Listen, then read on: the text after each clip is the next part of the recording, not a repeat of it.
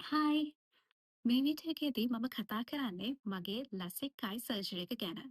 මම අවුරුදු 18ක් specs use කරපු කෙනෙක්. ඉතින් මට ඕන වුණා ස්පෙක්ස් අයින් කරලා ඒ වෙනුවට පර්මනන්ට් සොලියුෂන් එකකට යන්න. මම මුලින්ම හිතාගෙන හිටියේ මට යන්න පුළුවන් එකම පර්මනන්ට් සොලියුෂන් එක කන්ටැක්ට් ලෙන්සස් කියලා. හැබැයි කන්ටැක්ට් ලෙන්සස් කියලා කියන්නේ ඇත්තටම පර්මනන්ට් සොලියුෂන් එකක් නෙමෙයි. ඒ වගේම කන්ටැක්ට් ලෙන්සස් යූස් කරනවා කියන්නේ ටිකක් රිස්කි ප්‍රොසීජර් එකක්. මොකද ඔයා දන්නවා ඔයා කන්ටැක්ට් ලෙන්සස් යූස් කරන කෙනෙක් නම් කන්ටැක්ට් ලෙන්සස් හරි විදියට ඉන්සර්ට් කරන්න ඕනේ, ඒවා රිමූව් කරන්න ඕනේ, ඒ වගේම හරි විදියට ක්ලීන් කරන්න ඕනේ. ඒ වගේම කන්ටැක්ට් ලෙන්සස් එක දිගට ගොඩක් වෙලාවක් පාවිච්චි කරන්න අමාරුයි. මැක්සිමම් 10 hours වගේ තමා කන්ටැක්ට් ලෙන්සස් එක දිගට යූස් කරන්න පුළුවන්. ඒ වගේම සමහර අයට කන්ටැක්ට් ලෙන්සස් නිසා ඉන්ෆෙක්ෂන්ස් එන්නත් පුළුවන්. ඉතින් මේ වගේ ප්‍රශ්න තියෙනවා කන්ටැක්ට් ලෙන්සස් යූස් කරද්දී. ඒ නිසා මට ඕන වුණා කන්ටැක්ට් ලෙන්සස් නැතුව ඊටත් වඩා කම්ප්ලීට්ලි පර්මනන්ට් සොලියුෂන් එකකට යන්න. ඉතින් ඒ ගැන හොයලා බලනකොට මට ලසික් අයි සර්ජරි එක ගැන දැනගන්න ලැබුණා. ඒ වගේම දැනට ලසික් අයි සර්ජරි එක ලංකාවේ කරනවා කියලත් මට දැනගන්න ලැබුණා. මම සර්ජරි ගැන දැනගත්තට පස්සේ මම හොයලා බැලුවා ලංකාවේ දැනට ලසික් අයි සර්ජරි එකට ඉන්න හොඳම ඩොක්ටර්ස්ලා කවුද කියලා. එතනින් මට ඩොක්ටර්ස්ලා කීප දෙනෙක් ගැන දැනගන්න ලැබුණා. එතනින් මම තෝරගත්තේ ඩොක්ටර් ටී වාරියපල. ඩොක්ටර් වාරියපලට ලසික් අයි සර්ජරි ගැන ලොකු එක්ස්පීරියන්ස් එකක් තියෙනවා. ඒ නිසා මම ඩොක්ටර්ව තෝරගත්තා. මම මුලින්ම ඩොක්ටර්ව චැනල් කරේ ආසිරි සර්ජිකල් හොස්පිටල් එකේදී. එතනදී ඩොක්ටර් මගේ ඇස් දෙක චෙක් කරලා බලලා මගේ අයි පවර් එක චෙක් කරලා බලලා මට ලසික් සර්ජරි එක කරන්න කියලා රෙකමන්ඩ් කරා.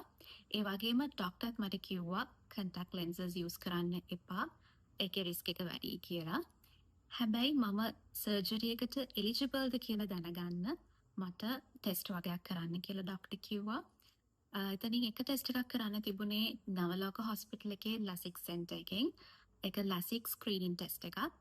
ඊට අමතරව තව ටෙස්ට් වගේක් කරන්න තියෙනවා විෂන් කෙයා හෙඩ් ඔෆිස් එකෙන්. වෝඩ් ප්ලේස් තියෙන විෂන් කෙයා හෙඩ් ඔෆිස් එකෙන් තව ටෙස්ට් වගේක් කරන්න තියෙනවා. එදා මම ඩොක්ටර්ව පළවෙනි පාරට චැනල් කරන දවසේ මගේ අයි ප්‍රෙෂර් එක වැඩි වෙලා තිබුණා. ඒ නිසා ඩොක්ටර් මට ඇඩිෂනලි ග්ලූකෝමා ටෙස්ට් එක කරන්න කියලා කිව්වා. ඉතින් ඔයාගේ අයි කන්ඩිෂන් එකත් එක්ක සමහර විට ඔයාට ග්ලූකෝමා ටෙස්ට් එක කරන්න වෙයි, සමහර විට නැති වෙයි. ඉතින් ඒ ටෙස්ට් එක ඔක්කොම මම කරා. ඒ ටෙස්ට් වල ඉෂුව එකක් තිබුණේ නැහැ. ලසික් ස්ක්‍රීනින් ටෙස්ට් එකෙන් මේන්ලි බලන්නේ අපි මේ සර්ජරි එකට එලිජිබල්ද, අපිට ඩ්‍රයි අයිස් තියෙනවද, සයිඩ් ඉෆෙක්ට්ස් එන්න පුළුවන්ද, ඒ වගේ දේවල් තමයි මේ සර්ජරි මේ ටෙස්ට් එකේදී බලන්නේ. ඊට පස්සේ මම ටෙස්ට් එක කරලා ඒ රිපෝට්ස් ටික 1 වීක් ඇතුළත ඩොක්ටර්ට පෙන්නුවා. එතකොට ඩොක්ටර් මට කිව්වා කිසිම ප්‍රශ්නයක් නැහැ මට සර්ජරි එකට යන්න පුළුවන් කියලා. ඒ වුණාට මට ඩොක්ටර් කරන්න කියලා කිව්වත් මට පොඩි බයක් තිබුණා සර්ජරි එක කරන්න. මොකද සර්ජරි එකක් කියන්නේ අනිවාර්යයෙන්ම රිස්ක් එකක් තියෙන දෙයක්. ඒ නිසා මට පොඩි බයක් තිබුණා සර්ජරි එක කරන්න. අනිත් එක තමයි ඇස් දෙකට සර්ජරි එක කරන්නේ. මොකක් හරි දෙයක් වුණොත් ආපහු අපිට ඒක රිවර්ස් කරන්න බෑ. ඇස් දෙකේ පෙනීම සම්පූර්ණයෙන්ම නැති වෙනවා. අනික මම මේ සර්ජරි එක ගැන ලොකුවට දැනන් හිටියේ නෑ. මම ළඟදී තමයි සර්ජරි එක ගැන දැනගත්තේ. ඒ නිසා පොඩි බයක් තිබුණා. මම මේ සර්ජරි එක කරපු කට්ටියව අඳුරන්නෙත් නැහැ. එහෙම විස්තර දැනගන්න කෙනෙක් හිටියේ නැහැ. ඒ නිසා මට පොඩි බයක් තිබුණා.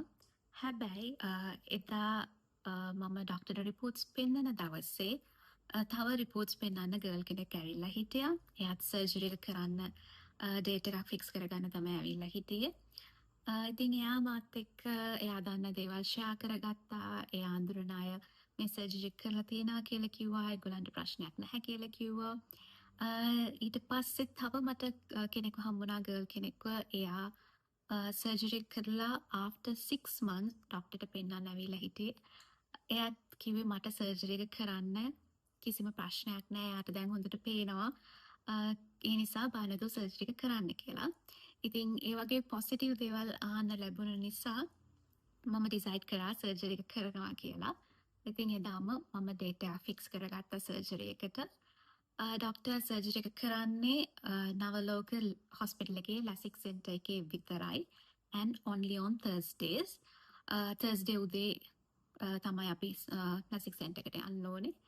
Thursday දවසට විතරයි ඩොක්ටර් සර්ජරි එක කරන්නේ.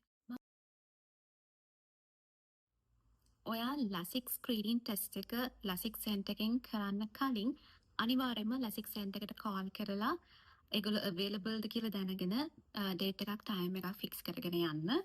ඒ වගේම විෂන් කෙයා එකේ කරන ටෙස්ට් වලටත් අනිවාර්යයෙන්ම අපොයින්ට්මන්ට් එකක් දාගෙන යන්න. මොකද විෂන් කෙයා එක එතන පේෂන්ට්ස්ලා ගොඩක් ඉන්නවා ටෙස්ට් කරගන්න ඇවිල්ලා.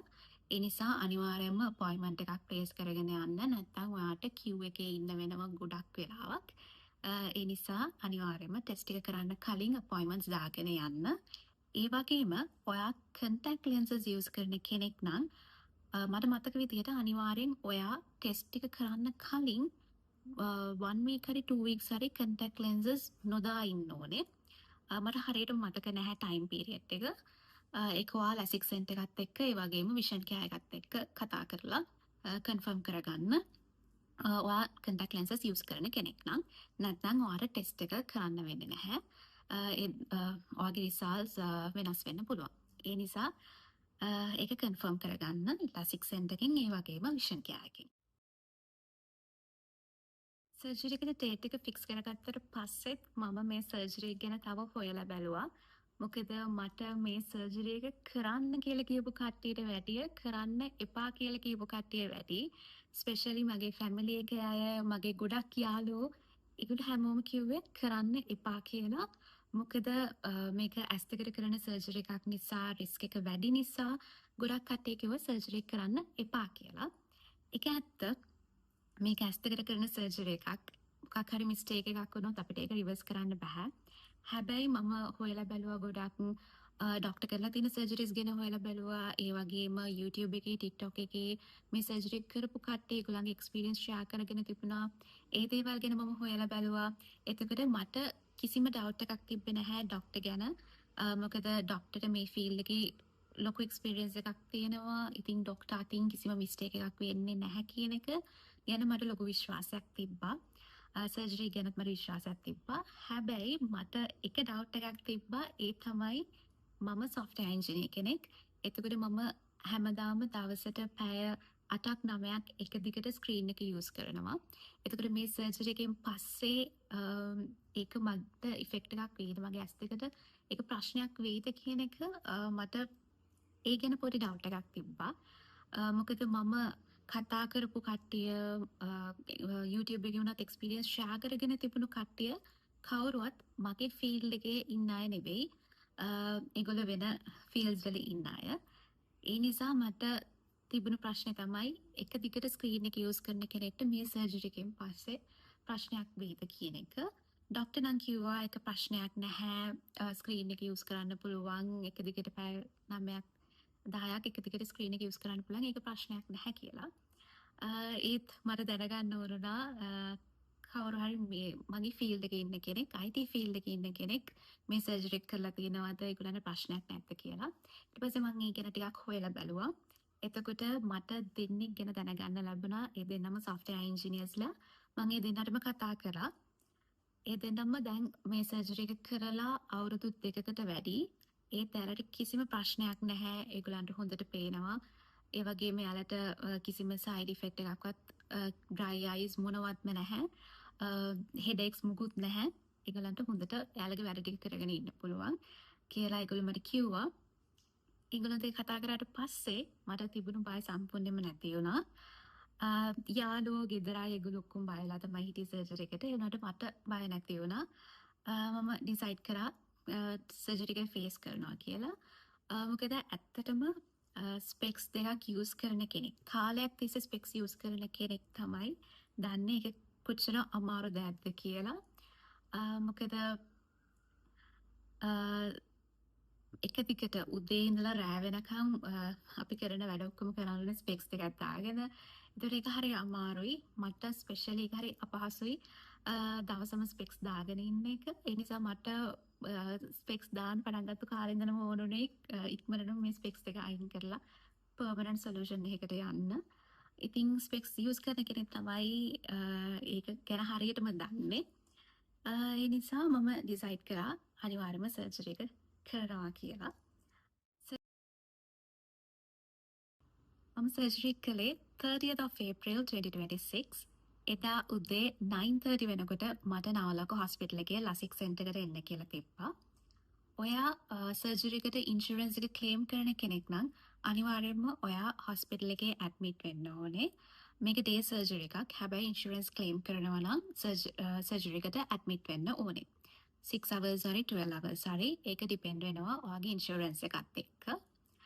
ඉතින් මමත් උදේම ගිහිල්ලා ලසික් සෙන්ටර් එකෙන් ඒ අදාළ ඩොකියුමන්ට්ස් අරගෙන රූම් එකකට ඇඩ්මිට් වුණා. මුලින්ම ඒගොල්ලෝ ඇඩ්මිට් වෙන පේෂන්ට්ස් ලව OPD එකට යවලා එතනින් බ්ලඩ් ප්‍රෙෂර් චෙක් කරලා තමයි රූම් එකකට ඇඩ්මිට් කරන්නේ. ඊට පස්සේ රූම් එකෙන් තමයි අපිව ආපහු සර්ජරි එකට ලසික් සෙන්ටර් එකට යවන්නේ. එතකන් අපි ඉන්න ඕනේ රූම් එකේ. මට එන්න කියලා තිබුණේ 9:30 වුණාට මාව ලසික් සෙන්ටර් එකෙන් ගියේ around 10:30 or 11. ඒ ගිහිල්ලත් එතන මං හිතන්නේ පැයක එකමාරක් අපි ලසික් සෙන්ටර් එකෙන් එළිය වාඩි වෙලා හිටියේ අපිට කතා කරනකම්. මාත් එක්ක සර්ජරි කරන්න තව 4 දෙනෙක් හිටියා. අපි ඔක්කොම 5 දෙනෙක් හිටියා. ඉතින් අපි ඔක්කොම අල්ලා එළියේ වාඩි වෙලා හිටියේ අපිට කතා කරනකම්. පැය එකමාරකට විතර පස්සේ අපිට සර්ජරි එකට ඇතුළට එන්න කියලා කිව්වා. අපේ ෆැමිලිගේ කාටවත් ඇතුළට එන්න බෑ. සර්ජරි එක කරන කට්ටියට විතරයි ඇතුළට යන්න පුළුවන්. ඒ ගිහිල්ලා අපිට සර්ජරි කිට්ස් දුන්නා චේන්ජ් කරගන්න. ඒ චේන්ජ් කරගත්තට පස්සේ අපේ S2 නර්ස්ලා ක්ලීන් කරනවා. බෙටඩින් දාලා මේ ඇතුළේ නෙමෙයි එළිය මේ ලිඩ්ස් ක්ලීන් කරනවා. ඊට පස්සේ අපිට අයි ඩ්‍රොප්ස් දානවා. ඒ ටික කරලා මං හිතන්නේ පැය 2ක් 3ක් විතර අපි එතන ඇතුලේ වාඩි වෙලා හිටියා අපිව තියටර් එකට ගන්නකම්. ඒ පැය 2-3 ඇතුළත අපිට සැරෙන් සැරේ අයි ඩ්‍රොප්ස් දැම්ම නර්ස්ලා ඇවිල්ලා. ඊට පස්සේ ડોක්ටර් ආවට පස්සේ අපිව සර්ජරි එකට තියටර් එකට එක්කෙනා ගත්තා. මුලින්ම තියටර් එකට ගත්තේ මාව. මං හිතන්නේ එතකොට වෙලාව 2:30 or 3 pm. තියටර් එකට ගියාට පස්සේ අපේ අතට දෙනවා ටෙඩි බෙයා කෙනෙක්. අපි බය වෙනවා නම් රිදෙනවා වගේ නම් ඒක හග් කරගන්න කියලා ටෙඩි බෙයා කෙනෙක් අතට දෙනවා. ඊට පස්සේ තියටර් එකේ ලොකු බ්ලැන්කට් එකක් අපිට දානවා. මොකද තියටර් එක ඇතුලේ ගොඩක් සීතලයි. බ්ලැන්කට් එක දානවා. ඊට පස්සෙත් අපිට සර්ජරි එක වෙන විදිහ ගැන ඩොක්ටර්ගේ ඇසිස්ටන්ට් අපිට එක්ස්ප්ලেইন කරනවා. ඊට පස්සේ ඩොක්ටර් සර්ජරි එක පටන් ගන්නවා. එතනදී ඩොක්ටර්ත් අපිට එක්ස්ප්ලেইন කරනවා මේකයි කරන්නේ රිදෙනවා නම් අනිවාර්යයෙන්ම කියන්න. හැබැයි දඟලන්න එපා කියලා. මොකද අපි දඟලුවොත් ඒක අපිටම තමයි ඉෆෙක්ට් එකක් වෙන්නේ. මොකද පොඩ්ඩක් එහෙම වුණොත් ඒක අපේ ඇස් දෙකට තමයි බලපාන්නේ. ඒ නිසා ඩොක්ටර් කිව්වා රිදෙනවා නම් මොකක් හරි ප්‍රශ්නයක් තියෙනවා නම් අනිවාර්යයෙන්ම කියන්න. හැබැයි දඟලන්න එපා කියලා. eyelids දෙක දෙපැත්තට කරලා ටූල් එකකින් ඒක දෙපැත්තට කරලා තියෙනවා. මුලින්ම මගේ right eye එකේ තමයි කරේ. එතකොට left eye එක වහනවා. right eye එකේ තමයි මුලින්ම කරේ. ඒ ටූල් එක දාන එක රිදෙන්නේ නැහැ. මම බයලා හිටියේ ඒක රිදෙයි කියලා. ඒ උනාට රිදුනේ නැහැ. ඒ උනාට සර්ජරි කරපු ගොඩක් කට්ටිය කිව්වේ සර්ජරි එක රිදෙන්නේ නැහැ කියලා.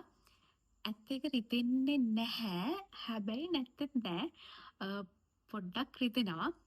රිදෙනවා කියන්නේ ඒක කෙනාගෙන් කෙනාට වෙනස්. සමහර අයට ඒක එච්චර ගාණක් නැහැ. ඒක රිදෙන්නේ නැහැ. ඒ උනාට මට සමහර ඒ කරපු දේවල් පොඩ්ඩක් රිදෙනවා. ඒක ටිකක් අපහසුයි. රිදෙනවට වැඩිය ඒක ටිකක් අපහසුයි. හැබැයි ඒක අර දරා ගන්න බැරි තරම් pain එකක් නෙවෙයි. It's a bearable pain. ඉතින් ටූල් එකෙන් දෙපැත්තට කරලා ඊට පස්සේ අපිට liquids දානවා, numbing liquids දානවා. ඊට පස්සේ අපේ මේ කෝනියා එක එතන කට් එකක් දාලා ඒක ස්ක්‍රේප් කරනවා. මේ පැත්තකට ස්ක්‍රේප් කරනවා. ඒව මොකුත් රිදෙන්නේ නැහැ. කට් එක මොනවත් රිදෙන්නේ නැහැ. ඒ උනාට ඔයාට හැමදේම පේනවා. මුළු සර්ජරි එකම ඔයාට පේනවා. එතකොට ඒ කට් එක දාන එක, ස්ක්‍රේප් කරන එක ඒව ඔක්කොම මට පේනවා. මට ගොඩක්ම අමාරු වුණේ අර ලික්විඩ්ස් දානකොට. එතකොට මුළු ඔක්කොම බ්ලර් වෙනවා. ඒ වගේම එක ලික්විඩ් එකක් තිබුණා ඒක නිකන් වොෂ් කරනවා වගේ ස්ප්‍රේ කරනවා අපේ ඇස් වලට. ඒ ස්ප්‍රේ කරන එක මට ටිකක් අමාරුයි. ඒක ටිකක් දැවිල්ලයි වගේ. ඒක තමයි මට ටිකක් අමාරුනේ. අර කට් එක ඒව මුකුත් රිදෙන්නේ නැහැ. ඒ කට් කරාට පස්සේ ඒතර ග්‍රීන් ලයිට් එකක් තියෙනවා ඒ ලේසර් එකේ. ඒක දිහාම අපිට බලාගෙන ඉන්න කියනවා. වෙන කොහෙවත් නැතුව ඒ ග්‍රීන් ලයිට් එක දිහා බලාගෙන ඉන්න කියලා කියනවා.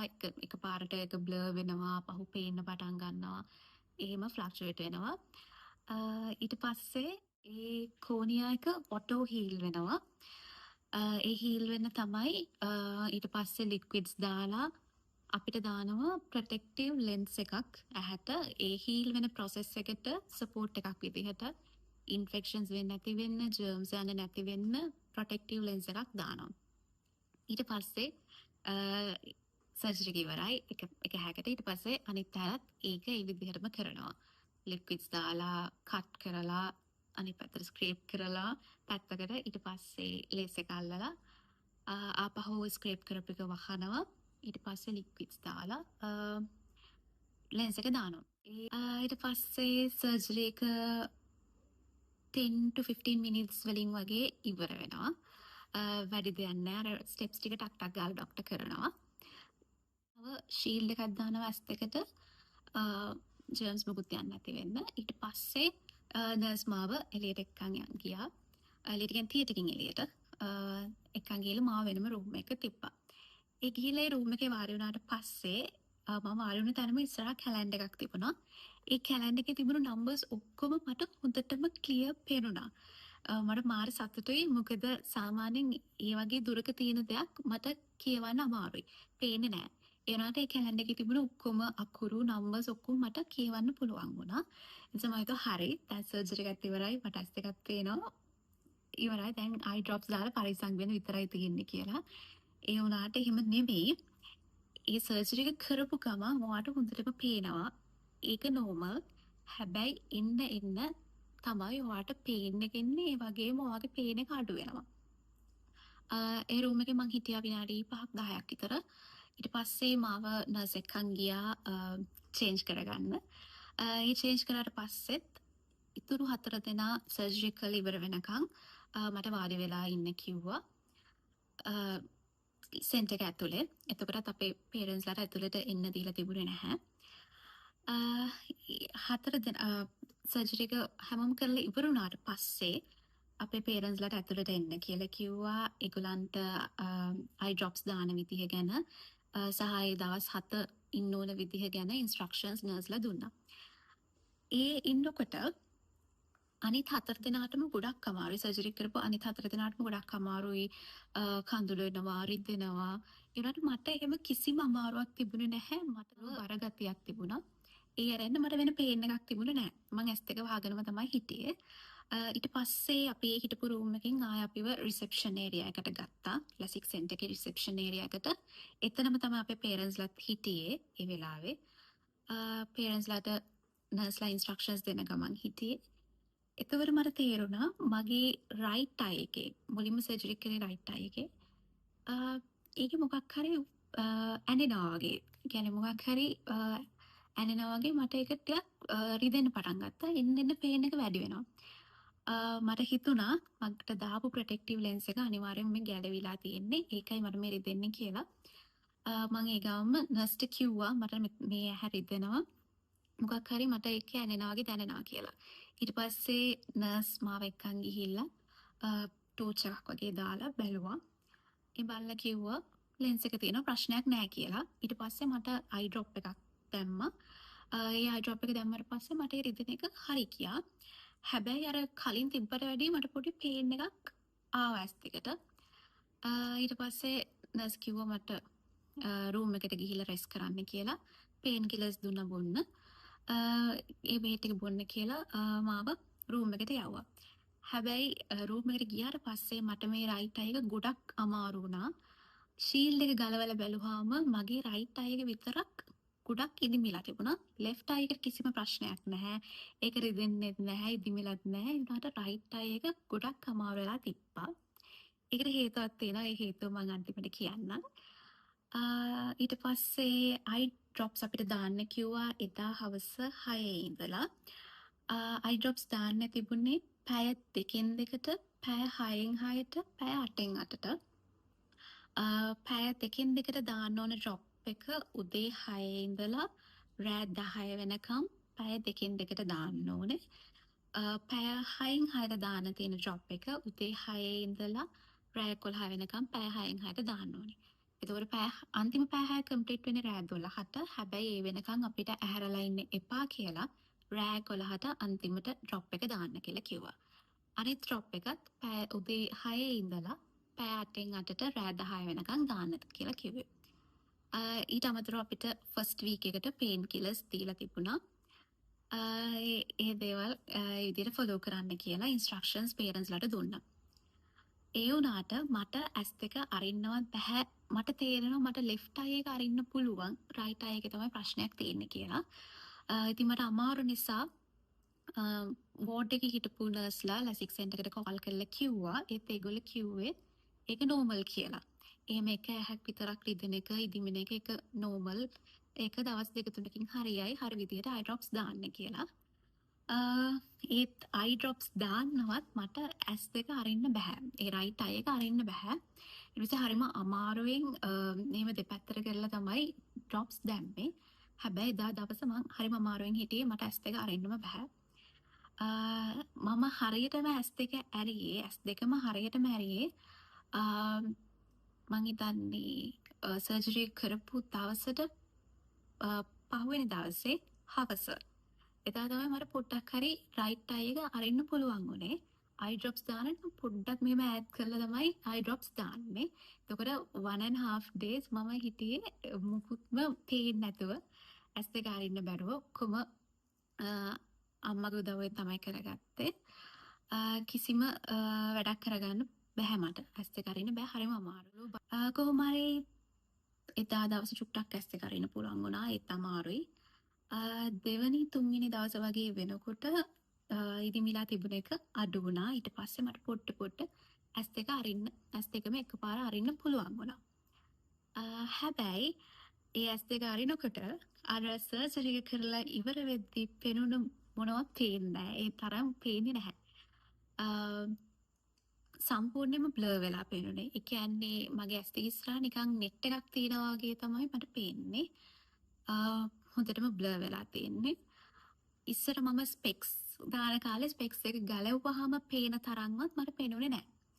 හැබැයි මම vlogs වල දැක්ක කට්ටිය කියලා තියෙනවා ඒගොල්ලන්ටත් එහෙම තමයි මුලදී පේනුනේ. පොඩ එක හරියනවා කියලා. ඊට පස්සේ මම පොඩ කම්පෙයාර් කරලා බැලුවා. දවසින් දවස මගේ left eye එක වහලා right eye එකෙන් බලලා එහෙම කම්පෙයාර් කරලා බැලුවා S2 පේන විදිහේ වෙනසක් තියෙනවද කියලා. එතකොට මට තේරුණා එතනදිත් right eye එක පේනවා ගොඩක් අඩුයි කියලා left eye එකට වැඩිය. ඒතර මට ටිකක් බය හිතුණා. මොකද සර්ජරි එක ඉවර වෙද්දි මට කිසිම අමාරුවක් තිබ්බේ නෑ. ඒත් ටිකකින් මේ හැරි දෙන්න පටන් ගත්තා. මේ හැදිමුණා. දැන් පේන එකත් මේ හැ පේනවා අඩු නිසා මට පොඩ්ඩක් බය හිතුණා. ඊට පස්සේ ආපහු අම්මට කියලා අර බලපු වීඩියෝස් ඔක්කොම මට බලන්න බැහැ. මොකද අමරමෙක් කියන කියන්න බැරි වුණා. සර්ජරි එක කරලා 1 week යනකම් ඔයාට කිසිම ස්ක්‍රීන් එකක් බලන්න බෑ. ෆෝන් එකවත් ටීවී එකවත් කිසිම ස්ක්‍රීන් එකක් ඔයාට බලන්න බෑ. ඒක හොඳ නැහැ. අර දාන ප්‍රොටෙක්ටිව් ලෙන්ස් එක සතියකින් ડોක්ටර් අයින් කරනවා. ඒ අයින් කරනකම් ඔයාට කිසිම ස්ක්‍රීන් එකක් බලන්න බෑ. මොකද ඒ දවස් 7 තමයි ඔයාගේ S2 හීලින් ප්‍රොසෙස් එක වෙන දවස් 7. ඒ නිසා මොනවත්ම ස්ක්‍රීන්ස් බලන්න බෑ. ඒ නිසා මට අර බලපු වීඩියෝස් ටික ආයෙ බලන්න විදිහක් තිබුණේ නැහැ. අම්මට කියලා ඒ ටික මම දාන්න කියලා මම ෆෝන් එක පැත්තකින් තියන්න කියලා මම අහගෙන හිටියා. එතකොට එක වීඩියෝ එකක එක්කෙනෙක් කියනවා එයාගෙත් එහෙම ප්‍රශ්නයක් තිබ්බා කියලා. එක හැක් පේනවා අඩුයි අනිත් හැට වැඩි කියලා. ඒ නිසා මම පොඩ්ඩක් ඕකේ වෙලා හිටියා. දවස් 7 හරිම අමාරුවෙන් ගෙවා ගත්තා. මොකද ඇඳටම වෙලා හිටියේ. ශීල්ස් දාගෙන ඉන්න හරිම අමාරුයි, හරිම අන්කම්ෆර්ටබල් ශීල්ස් දාන් ඉන්න එක. ඒ වගේම ශීල්ස් දාන්න නැති වෙලාවට මම සන්ග්ලාස් ටික දාන් හිටියා. ඩස්ට් එක මොනවත් යන්නේ නැති වෙන්න. ඒ වගේම අයි ඩ්‍රොප්ස් දාන්න ඕනේ පැය දෙකෙන් දෙකට. ඒකත් අමාරුයි. අනිත් එක ලෙන්ස් එක ඇස් දෙකේ තියෙන නිසා ඒක වැටෙන්නේ නැති වෙන්න පරිස්සම් කරගන්න ඕනේ. ඒකත් හරිම අමාරුයි. අපිට මූණ හොදන්න බෑ. නිකන් ඒගොල්ලෝ ගෝස් එකක් දෙනවා. ඒකෙන් පොඩ්ඩක් තෙමන්න විතරයි පුළුවන්. හරි බොඩි වොෂ් කරන්න පුළුවන්. ඒ වුණාට මූණ හොදන්න බෑ. ඉතින් හරිම අමාරුවෙන් දවස් 7 ගෙවා ගත්තා. ඊට පස්සේ දවස් 7කින් කියන්නේ next Thursday ගියා මම ඩොක්ටර්ව හම්බෙන්න. අපි සර්ජරි කරලා දවස් 7කට පස්සේ ආපහු නවලෝක ලසික් සෙන්ටර් එකට යන්න ඕනේ. අපේ ප්‍රොටෙක්ටිව් ලෙන්ස් දෙක රිමූව් කරන්න. ඩොක්ටර් තමයි ලෙන්ස් දෙක රිමූව් කරන්නේ. ඒ යනකොට අනිවාර්යයෙන්ම ඔයා සන්ග්ලාසස් UV ග්ලාසස් දාගෙන යන්න ඕනේ. මොකද සර්ජරි එක කරාට පස්සේ 6 months යනකම් ඔයා එළියට යනවා නම් අනිවාර්යයෙන්ම UV glasses UV protected glasses දාන්න ඕනේ. මොකද UV rays අපේ ඇස් දෙකට හොඳ නැහැ. ඒ නිසා අනිවාර්යයෙන්ම සර්ජරි කරලා ඔයා එළියට යනවා නම් සන්ග්ලාසස් දාගෙන යන්න. ඒ වගේම මේ දවස් 7 ඇතුළත ගෙදර ඉද්දිත් මම ලයිට්ස් දාලා තියෙනකොට සන්ග්ලාසස් දාන් හිටියේ. මොකද මට තේරුණා ලයිට්ස් වලට මගේ ඇස් දෙක ගොඩක් සෙන්සිටිව් කියලා. ඒක සර්ජරි කරපු හැමෝටම තිබුණු ප්‍රශ්නයක්. ඒක නෝමල්. සර්ජරි කරලා දවස් 7ක් 14ක් වගේ යනකම් වගේ ඇස් දෙක ගොඩක් සෙන්සිටිව් ලයිට්ස් වලට. ඒ නිසා මම ගෙදර ඉන්නකොටත් ලයිට්ස් දාලා තියෙනකොට සන්ග්ලාසස් දාන් හිටියා. මම හිටපු රූම් එකට මම ලයිට්ස් දැම්මෙම නෑ. මම අර සම්පූර්ණ අඳුරෙම තමයි හිටියේ. මොකද ලයිට් එකක් දාපු ගමන් ඒක ඇස් දෙකට ගොඩක් අමාරුයි. ඒ නිසා එළියට යනකොට ලයිට්ස් වල ඉන්නකොට අනිවාර්යයෙන්ම සන්ග්ලාසස් දාන්න. ඒක ඔයාලට තේරෙනවා වගේ ඇස් දෙකට ඒක අමාරුයි කියලා. ඉතින් දවස් 7කට පස්සේ මම ගියා ඩොක්ටර්ව මීට් වෙන්න ලෙන්ස් දෙක රිමූව් කරන්න. ඊට පස්සේ ඩොක්ටර් චෙක් කරලා බැලුවා ඇස් දෙකම. ඒ බලනකොට කිව්වා left eye එකේ නම් protective lens එක තියෙනවා. ඒ වුණාට right eye එකේ protective lens එක නැහැ කියලා. මම සෑහෙන්න ෂොක් වුණා. මොකද මන් දන්නවා ගෙදරදී නම් ලෙන්ස් එක වැටෙන්න විදිහක් නැහැ. මොකද මං ගොඩක් පරිස්සම් වුණා. මම රූම් එකේ මගේ ඇඳට වෙලාමයි හිටියේ. වෙන කොහෙවත් ගියේ නෑ. මම වොෂ්රූම් එකට විතර යන්නේ. වොෂ්රූම් එකෙන් රූම් එකට, රූම් එකෙන් වොෂ්රූම් එකට එච්චරයි. ඉතින් ගෙදරදී නම් ලෙන්ස් එක වැටෙන්න විදිහක් නැහැ. එතකොට මට තේරුණා එදා මට සර්ජරි එක කරපු දවසේ මේ රයිට් අයි එකේ පේන් එක ආවේ අනිවාර්යයෙන්ම ඒ වෙලාවේ ලෙන්ස් එක වැටෙන්නේ නැති කියලා. නර්සුත් නිකන් ටෝච් එකක් වගේ එකක් අල්ලලා බලලා තමයි කිව්වේ ලෙන්ස් එක තියනවා කියලා. ඒ වුණාට මට ලොකු පේන් එකක් තිබ්බා. ඒක අනික එකපාරට ආපු පේන් එකක්. ඉතින් මට හිතෙනවා අනිවාර්යයෙන්ම ඒ වෙලාවේ ලෙන්ස් එක ගැලවෙන්නේ නැති. එහෙම නැත්නම් ඒ වෙලාවේ පොඩ්ඩක් ඒක ඩිස්ලොකේට් වෙලා තියෙන්නේ නැති. ඊට පස්සේ මම රූම් එකට ගියාම එතනදී හරි ලෙන්ස් එක වැටෙන්නේ නැති කියලා. කොහොම හරි මගේ වාසනාවට මුකුත්ම වෙලා තිබුණේ නෑ මගේ ඇහැට. ඒ කියන්නේ ඒ ලෙන්ස් එක දාන්නේ අපේ ඇහැ ප්‍රොටෙක්ට් වෙන්න. ඒ කට් එක හීල් වෙන්න. ජර්ම්ස් යන්නේ නැති වෙන්න, ඉන්ෆෙක්ෂන්ස් එන්නේ නැති වෙන්න. ඉතින් ලෙන්ස් එක නැතුවත් මගේ ඇහැ හොඳට තිබුණා. ජර්ම්ස් ගිහිල්ලා නැහැ, ඉන්ෆෙක්ෂන්ස් මුකුත් නැහැ. අර ඉදිමිලා තිබුණ එකත් අඩු වෙලා තිබුණා. මම ගොඩක් පරිස්සම් වුණා. ඒ නිසා මට මම හිතනවා ඒ නිසා මට ඉෂුව එකක් වෙන්නේ නැතුව ඇති කියලා. හැබැයි left eye එකේ lens එක තිබුණා, right eye එකේ lens එක තිබුණේ නැහැ. ඒ නිසා තමයි මට ඊ ඇහැ අරින්න ගොඩක් අමාරුවෙන් තිබුණේ. ඇහැ ඉදිමිලා තිබුණේ lens එක නැති නිසා. අපිට දවස් 7කින් පස්සේ ස්ක්‍රීන්ස් බලන්න පුළුවන් කියලා තිබුණේ. ඒ වුණාට මගේ කැහැක ලෙන්ස් එක තිබුණේ නැති නිසා මම සත් දෙකක් එක දිගට ස්ක්‍රීන්ස් මුකුත් බැලුවේ නැහැ. මම ඔෆිස් එකකිනුත් 2 weeks medical leave ගත්තා. හේතුව මගේ කැහැක ලෙන්ස් එක තිබුණේ නැති නිසා ඒක හීල් වෙන්න, ඒ කියන්නේ හීල් වෙන්න ටිකක් ලේට් වෙච්ච නිසා අනිත් එක ඒ ඇහැ අනිත් ඇහැට වැඩිය පේනවත් අඩුයි ඒ වෙද්දිත්. ඒ නිසා මම 2 weeks මේක දිගට ස්ක්‍රීන් එක යූස් කරේ නැහැ. ඉතින් මම ඩොක්ටර්ගෙන් ඇහුවා ඒක ප්‍රශ්නයක් වේවිද කියලා. ඩොක්ටර් කිව්වා ඒක ඉෂුව එකක් නැහැ. මොකද ඉන්ෆෙක්ෂන් එකක් වෙලා නැති නිසා, ජර්ම්ස් මුකුත් ගිහිල්ලා නැති නිසා දැනට ප්‍රශ්නයක් නැහැ කියලා කිව්වා. හැබැයි ඩොක්ටර් පරිස්සම් වෙන්න කියලා කිව්වා. ඒ වගේම මට අයි ඩ්‍රොප් එකක් දුන්නා. ජෙල් ඩ්‍රොප් එකක්. රයිට් අයි එකට විතරක් යූස් කරන්න ඇඩිෂනලි. ඊට පස්සේ මම තව ගොඩක් පරිස්සම් වුණා කලින් පරිස්සම් වුණාට වැඩිය. ඒ වගේම අර දීලා තිබුණු බෙහෙත් ඒ අයි ඩ්‍රොප්ස් වෙනස් කරා, පේන් කිලර්ස් නැවැත්තුවා. ඒ දීලා තිබුණු අයි ඩ්‍රොප්ස් වෙනස් කරා. එක ඩ්‍රොප් එකක් අයින් කරා, තව ඩ්‍රොප් එකක් අපිට ඇඩිෂනලි දුන්නා. ඒක හැමෝටම දෙනවා. මට මගේ ලෙන්ස් එක තිබුණේ නැති නිසා ඇඩිෂනලි එක ජෙල් ඩ්‍රොප් එකක් දුන්නා. මේ අයි ඩ්‍රොප්ස් වලට අමතරව අපිට 6 months යනකම් විටමින් C 1000 මිලිග්‍රෑම් ගන්න කියලා කියනවා. 6 months යනකම් හැමදාම උදේට. ඒවා තමයි මෙඩිකේෂන් අතින්. ඊට පස්සේ සතියත් මම ස්ක්‍රීන්ස් බලන්නේ නැතුව සෑහෙන පරිස්සම් වුණා. ඊට පස්සේ දෙවැනි සතියේ පස්සේ මට තේරුණා මට පොඩ්ඩ හොඳට පේන්න පටන් ගන්න තියෙනවා කියලා. ඒ වගේම එතකොට චෙක් කරලා බලනකොට මගේ ලෙෆ්ට් අයි එකට වැඩිය රයිට් අයි එක පේනවා. සමහර විට ජෙල් ඩ්‍රොප් එකේ ඉෆෙක්ට් එකක් නිසා වෙන්නත් පුළුවන්. ලෙෆ්ට් අයි එකට වැඩිය රයිට් අයි එක පේන්න පටන් ගත්තා. ඒ කියන්නේ ලෙන්ස් එක ගලවද්දි මං හිතුවේ මට හොඳටම පෙනේ කියලා. හැබැයි ලෙන්ස් එක ගැලවුවාම ලෙන්ස් දෙකක් තිබෙන එකයි තිබ්බේ. ලෙන්ස් එක ගැලවුවට පස්සේ අර පෙනුනටත් වැඩිය පේන එක චුට්ටක් අඩු වෙනවා වගේ දැනෙනවා. ඒ කියන්නේ දවස් 7 ඇතුළත අර පොඩ පේන්න පටන් ගත්ත එකත් ටිකක් අඩු වෙනවා වගේ දැනෙනවා. ඒ වගේම ළඟ බලන්න බෑ.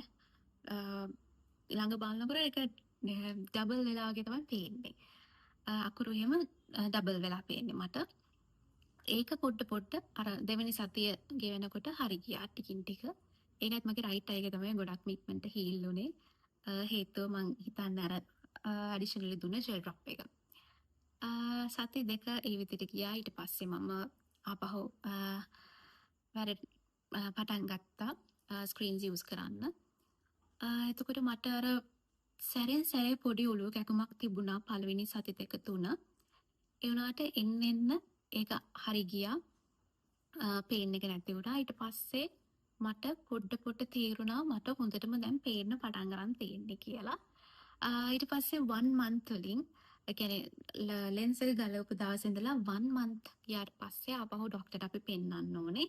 ඒ පෙන්නන්න කලින් අපි ඒ පෙන්නන්න තියෙන දහවස එදා උතේ අපි විෂන් කෑගෙන් තව ටෙස්ට් වගේක් කරන්න තියෙනවා. ඉතින් ඒ ටෙස්ට් එකක් මම කරා. එතනදී මගේ අයි පවර් එක ආපහු චෙක් කරා. ඒ චෙක් කරනකොට මගේ කලින් තිබුණේ -2 and -2.5. දැන් චෙක් කරනකොට ඇස් දෙකම 0 වෙලා තියෙනවා. ඒ කියන්නේ 100% මට හොඳටම පේනවා. ඉතින් ඒක හරිම සතුටුයි. මොකද අර පවර් එක චෙක් කරනකොට අපිට බලන්න තියෙන නම්බර්ස් ලිස්ට් එකක් තියෙනවා. විෂන් චෙක් කරන අය ගැන දන්නවා. එතකොට ඒකේ ලාස්ට් ලයින් එක ඇරෙන්න අනිත් හැම ලයින් එකම අපිට කියවන්න පුළුවන් වෙන්න ඕනේ. අපිට හරියට පෙනීම තියනවා නම්. ඉතින් ලාස්ට් ලයින් එක සමනෙන් ගණන් ගන්නේ නැහැ. ඒ ලාස්ට් ලයින් එක ඇරෙන්න ඉතුරු ටික ඔක්කොම මට කියවන්න පුළුවන් වුණා. ඒතර මට මාර සතුටුයි. මොකද අවුරුදු 18ක් මම ස්පෙක්ස් යූස් කරා. අවුරුදු 18ක් මට කන්නඩි නැතුව මොනවත් හරියට පෙනුන්නේ නැහැ. ඔක්කොම බ්ලර් වෙලා තිබුණේ. ඉතින් කන්නඩි නැතුව හැමදේම අර පේන්න පටන් ගත්තාම ඒක හරිම සතුටුයි. ඒක ටෙස්ට් එකකින් කන්ෆර්ම් වෙනකොට තවත් සතුටුයි. එදාම හවස මම ડોක්ටර්ට පෙන්නුවා. ડોක්ටර් කිව්වා very good. ආයෙ ඔයාලට කන්නඩි අවශ්‍ය වෙන්නේ නැහැ කියලා. ඉතින් 1 month යනකම් workouts කරන්න, කියන්නේ ඔයාගේ body එක stretch වෙන විදිහේ activities කරන්න එපා කියලා තමයි කියලා තිබ්බේ. 1 month වලින් පස්සේ ඔයාලට workouts කරන්න අර normal routine එකට යන්න පුළුවන්. ස්විම් කරන කෙනෙක් නම් අනිවාර්යෙන්ම goggles use කරන්න ඕනේ. ඇස් වලට ඒක හොඳ නැහැ. ඒ වගේම ડોක්ටර් කිව්වා 1 month ගියත් ඇස් දෙක අල්ලන්න මොනවත් එපා කියලා. ඒක හොඳ නෑ ඇස් දෙක අල්ලන එක. සමහර අය හුරු වෙලා තියෙනවා ඇස් දෙක නැගිට ගමන් රබ් කරන්න වගේ. ඒක හොඳ නැහැ. අපි පරිස්සම් වෙන්න ඕනේ. ඒ කියන්නේ මාස 6ක් යනකම් අපි අනිවාර්යයෙන්ම පරිස්සම් වෙන්න ඕනේ. ඉතින් ඒක තමයි සර්ජරි එකේ ඉඳලා 1 month වෙනකන් කියපු ජර්නි එක. ඉතින් සර්ජරි එකට ගිහපු ටෝටල් කොස්ට් එක ගැන කියනවා නම් නවලෝක හොස්පිටල් එකේ ලසික් සෙන්ටර් එකෙන් මම කරපු ස්ක්‍රීනින් ටෙස්ට් එකට මට ගියා $7,400. විෂන් කෙයා එකෙන් කරපු ටෙස්ට් වලට ගියා $19,900. එතන ග්ලූකෝමා ටෙස්ට් එකට මට මතක විදිහට 10,000 ගාණක් ගියා. ඔයාට ටෙස්ට් එක කරන්න ඕන වෙන්නේ නැත්නම් 19,000 වලට වඩා අඩුවෙන් තමයි ඔයාට විෂන් කෙයාගේ ටෙස්ට් වලට යන්නේ. ඊට පස්සේ සර්ජරි එකට ටෝටල් කොස්ට් එක $240,500. $2,40,500යි. ඒක තමයි සර්ජරි කොස්ට් එක. ඊට අමතරව හොස්පිටල් එකෙන් අපිට දෙනවා eye drops and vitamin C. A bill එක තිබ්බා 13,500. මට ඒක හරියට මතක නැහැ. But it was 13,000 something. ඊට පස්සේ අපි 1 month වලින් ඩොක්ටර්ව හම්බෙන්න යනකොට අපි තව ටෙස්ට් වගේක් කරගෙන යන්න ඕනේ. ඒ ටෙස්ට් වලටත් මට ගියා around $9,000. ඒ ටෙස්ට් දෙකක් තුනක් තිබ්බ කරන්න 1 month වලින් ඩොක්ටර්ව මීට් වෙන්න යනකොට ඒ වලට ගියා මට around $9,000. ඉතින් ඒක තමයි මට ගියපු ටෝටල් කොස්ට් එක මේ සර්ජරි එකට. හැබැයි ඔයා 6 months යනකම් eye drops use කරන්න ඕනේ. ඉතින් ඒ eye drops ඉවර වෙන්න ඔයා ඒ eye drops ගන්න ඕනේ. එතකොට ඒ eye drops වලටත් ඔයාට වෙනම cost එකක් යනවා. හැබැයි ඒක 6 months වෙනකම් විතරයි eye drops use කරන්න තියෙන්නේ. ඉතින් ඒ වෙනකම් ඒ ටික පොඩ්ඩක් manage කරගන්න ඕනේ. ඉතින් කවුරු ඇහුවොත් මගෙන් මම මේ සර්ජරි එක රෙකමන්ඩ් කරනවද කියලා තව කෙනෙක්ට ඔව් අනිවාර්යයෙන්ම මම රෙකමන්ඩ් කරනවා. ඒ වගේම මම ඩොක්ටර් වාරියපල ඩොක්ටර් දුෂ්යන්ත වාරියපල ඩොක්ටර්ව අනිවාර්යයෙන්ම රෙකමන්ඩ් කරනවා. ඩොක්ටර් ගොඩක් හොඳ ඩොක්ටර් කෙනෙක්, ගොඩක් එක්ස්පීරියන්ස් ඩොක්ටර් කෙනෙක්. ඩොක්ටර් එක්ක ඕනම දෙයක් අපිට කතා කරන්න පුළුවන් සර්ජරි එක ගැන, සර්ජරිට කලින්, සර්ජරිට පස්සේ ඩොක්ටර්ත් එක්ක ඕනම දෙයක් කතා කරන්න පුළුවන් සර්ජරි එක සම්බන්ධව, ගැස් එක සම්බන්ධව. ඉතින් මම ඩොක්ටර්වත් රෙකමන්ඩ් කරනවා. ඒ වගේම මම සර්ජරි එකත් රෙකමන්ඩ් කරනවා. ඔයා අවුරුදු ගාණක් ස්පෙක්ස් යූස් කරලා එපා වෙලා ඉන්න කෙනෙක් නම්, ඒකෙන් ගැලවෙන්න ඕනේ කෙනෙක් නම් අනිවාර්යෙන්ම මේ සර්ජරි එකට යන්න කියලා මම රෙකමන්ඩ් කරනවා. හැබැයි මම අර කිව්වා වගේ ඒ දේවල් ඔයාට හරි විදිහට කරන්න පුළුවන් නම්, හරි විදිහට පරිස්සම් වෙන්න පුළුවන් නම් සර්ජරි එකේ පෝස්ට් ස්පෙෂලි සර්ජරි එකෙන් පස්සේ පෝස්ට් ඔප් ඔයා ගොඩක් පරිස්සම් වෙන්න ඕනේ. ඒ දේවල් ඔයාට හරි විදිහට කරන්න පුළුවන් නම් ඔයා සර්ජරි එකට යන්න. ඒ වගේම අර සර්ජරි එකෙන් පස්සේ දවස් 7 ඔයා ළඟ අනිවාර්යයෙන්ම කවුරු හරි ඉන්න ඕනේ. මොකද මං කිව්වා වගේ මගේ හැමදේම කරලා දුන්නේ අම්මා. මට වොෂ්රූම් එකටවත් තනියම යන්න පුළුවන්කමක් තිබ්බේ නැහැ. ඇස් දෙක ඇරියත් මට මුකුත් පේන්නේ නැහැ. මං කිව්වා වගේ නෙට් එකක් වගේ තියනවා වගේ දැනෙන්නේ. ඒ නිසා අනිවාර්යයෙන්ම සර්ජරි එකෙන් පස්සේ ඔයා ගාව කෙනෙක් ඉන්න ඕනේ. ඒ නිසා ඒ දේවල් හරි විදියට කරගන්න පුළුවන් නම් අනිවාර්යයෙන්ම සර්ජරි එකට යන්න.